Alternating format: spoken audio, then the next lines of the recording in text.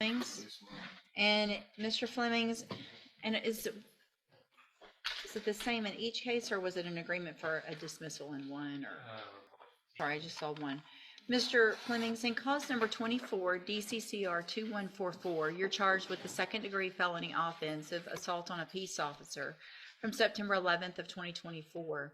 That indictment alleges that you were previously convicted of possession of a controlled substance, a third-degree felony, September 27th of 2023. And what that means is that if you go to trial and you're found guilty and that prior offense is true, the range of punishment would be between that of a first-degree felony, which is between 5 years and up to 99 years or life in prison. Do you understand? Yes, ma'am. Sorry to interrupt. Yes. Your Honor. I believe the defendant's criminal history lends itself to being a habitual offender, and I have every intention of filing the habitual offender numbers. Okay, and Mr. LeBlanc, did you go over that with him as This is well? first I've heard. No, you're not denying that? Yeah. So, the state has information, he says, that you have more than one felony conviction from before. So if that's true, if you have at least two that are from different dates, and you are found guilty, that changes this from a first degree up to a habitual offender status, which is a minimum of 25 years in prison, up to, and when I say several, I mean 1, 2, 3, 4, 5, 6, 7, 8, 9, 10 prior state jail felony offenses. It does not allege those prior regular felony offenses, but if you have, again, two regular felonies that are sequenced, not on the same day, in that case, it would make it a second-degree felony offense for punishment purposes, which has a punishment range between 2 years and up to 20 years. Do you understand? Yes, ma'am. Judge, And- I'm sorry to interrupt again. I want to correct the record. I misspoke. Mr. LeBlanc and I talked about it being enhanced to a regular first degree. Okay. 5 to 99. We Okay. didn't specifically talk about the 25 to 99. I don't want to.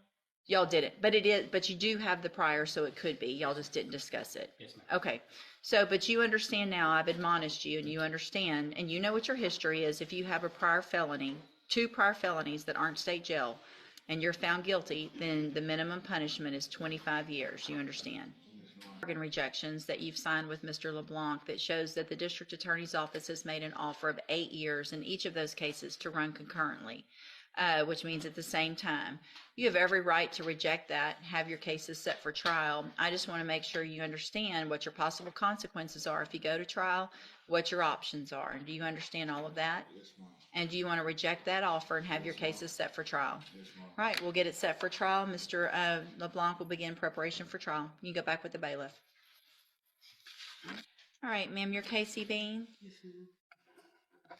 And will your client waive the formal reading?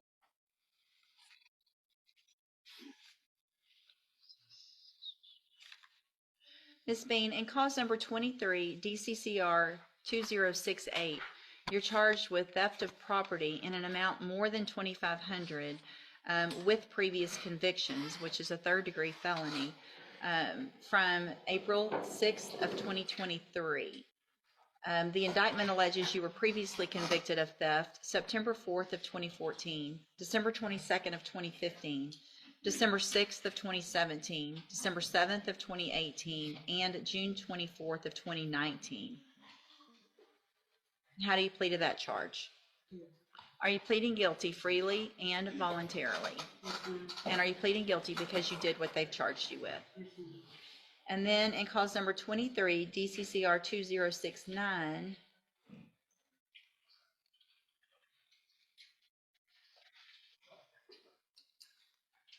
you're also charged with theft of property with previous convictions in an amount more than $2,500 from June 25th of 2023. And how do you plead to that charge? Guilty. That's also alleges all of those same prior offenses. And are all of those same prior offenses true? Yes, ma'am. And in this case, did you enter your plea of guilty freely and voluntarily, Yes, ma'am. and because you did what they charged you with? Yes, ma'am. In each of these cases, I have here on the computer some documents that have your signature on them that the state has marked as exhibit number 1. Before you signed these, did you go over them with Ms. Holmes? Yes, ma'am. Do you fully understand them? Yes, ma'am. And do you understand, if I follow the agreement that you've made with the district attorney, that you will be waiving or giving up any right to appeal? Yes, ma'am. You also understand, if you're not a U.S. citizen, that a plea of guilty or no contest may result in your deportation, exclusion from admission to the country, or denial of naturalization under federal law. Yes, ma'am. State tenders number 1 in each case. No objection. It's admitted in each case. Is there any evidence that Ms. Bean is not competent? No, Your Honor. All right, ma'am. In each of your cases, I'm going to find that you entered your pleas of guilty freely and voluntarily, find that you're mentally competent and you understand the nature and the consequences of those pleas. In cause number 23, DCCR 2069, find sufficient evidence to find you guilty, and at this time find you guilty of theft with previous convictions in an amount above $2,500. Sentence you to a term of 4 years in the institutional division of the Texas Department of Corrections. You will receive credit on that for any time that the law gives you the right to receive. In addition to that, I will give you credit for any from the date of indictments in each of these cases, which is from November 29th of 2023. So you will receive credit from November 29th of 2023. Y'all have marked that on here as 624 days. I'm going to assume that y'all did that math correctly. But it's for sure from the date of indictment on each case. Do you understand? And then in cause number 23, DCCR 206, which one did I just do? 6-8, was it? Just did 9. Well, I did the plea papers, but then which one did I make the finding I'm on? not sure. That I made the finding? Okay. In 23 DCCR, you good? Sorry. 2068, I'm also going to find sufficient evidence to find you guilty, and at this time find you guilty of theft with prior convictions in an amount above $2,500. Sentence you in accordance with your agreement to a term of 4 years in the institutional division of the Texas Department of Correction. You will also receive credit on that for any time that you've been in custody that the law gives you the right to receive, and also specifically from the date of indictment, which is November 29th of 2023. These two cases will run concurrently, which means together at the same time. I have handed you the trial court certification in each case that shows these were agreements that I followed, and so you've waived your right to appeal.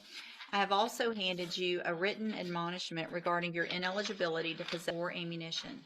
Possession of a firearm or ammunition could lead to charges against you. Firearm is a legal term, and you should read the written admonishment I provide you to see what devices qualify as a firearm. If you have questions about the laws that make you ineligible to possess a firearm or ammunition, or about how long that lasts, you can talk to Ms. Holmes. All right? Good luck to you, ma'am. You can go back with the bailiff. And a GPS. That's your bond. Yes, ma'am, we'll just need to set it for our contested. Are you going to plea on the motion? Have y'all talked about it? Well, he has a new aggravated robbery. There's a new aggravated So robbery. that'll have to be printed up. Okay. So we're just going to enter pleas on the motion? He'll enter pleas is not true on request of hearing. Yes, ma'am. Mr. Kidd, raise your right hand the best you can, sir. Do you swear or affirm the testimony you're going to give in this hearing will be the truth, the whole truth, and nothing but the truth, so help you God? Thank you. You can put your hand down. Will he waive the formal reading of the motion? So waived. Mr. Kidd, in cause number 21-38744, I have a first amended motion to revoke your unadjudicated probation. It shows that you were placed on probation November 16th of 2022 for the offense of robbery, a second-degree felony, and that was a 10-year deferred probation. Is that correct? This motion alleges that you violated your probation. Count 1 alleges that you failed to work faithfully at suitable employment and provide verification of that. And is that true or not true? Count 2 alleges that you failed to immediately report your arrest to your probation officer from March 24th of 2024. Is that true or not true? Count 3 alleges that you were in an establishment licensed to serve alcoholic beverages March 24th of 2024 in violation of your probation. Is that true or not true? Hang on, I just need trues or not true. Count 4, I'm sorry, I skipped 3. That was count 4. I'll enter a plea of truth for count 4. Count 3, count 3 alleges that you failed to provide proof of filing or attempting to file your taxes for the year 2023. Is that true or not true? Count 5 alleges that you were at a location other than your residence at approximately 1:20 a.m. March 24th of 2024. And is that true or not true? Count 6 alleges that you failed to provide verification of entering and successfully completing the anger management program. Is that true or not true? I'm sorry, not true. Count 7 alleges that you failed to provide verification of completing the theft prevention class. Is that true or not true? Count 8 alleges that as of April 16th, 2024, you were $400 behind in payments of restitution to the victim. Is that true or not true? Count 9 alleges that you were behind in your court-assessed fees in the amount of $761 as of April 16th of 2024. Is that true or not true? Count 10 alleges that you failed to provide verification of entering and successfully completing the moral recognition therapy. Is